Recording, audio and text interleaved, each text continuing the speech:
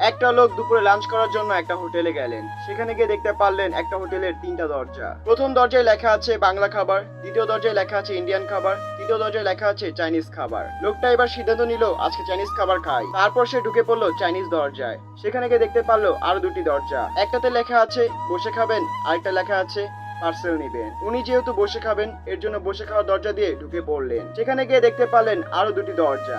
একটাতে লেখা আছে এসি রুম, আরেকটাতে লেখা আছে নন এসি রুম। তারপর তিনি চিন্তা করলেন একটু আরামায়েশে খাওয়া যাক। তারপর তিনি এসি রুম দিয়ে ঢুকলেন। সেখানে গিয়ে দেখলেন আরো দুটি দরজা। একটাতে লেখা ছিল ফ্রিতে খাবেন, আরেকটাতে লেখা ছিল টাকা দিয়ে খাবেন। লোকটি তখন অনেক বেশি খুশি হলো। এত সুন্দর জায়গায় আমি যদি ফ্রিতে খাই তাহলে তো ভালোই হয়, আমি কেন টাকা খরচ করব।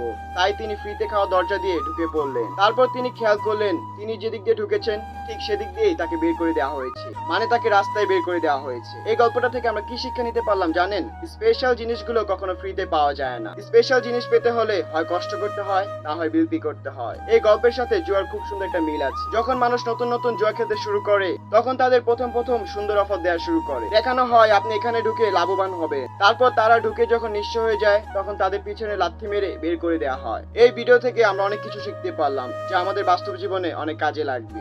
সৃষ্টিকর্তা আমাদের সবাইকে বোঝার ক্ষমতা দান করুক।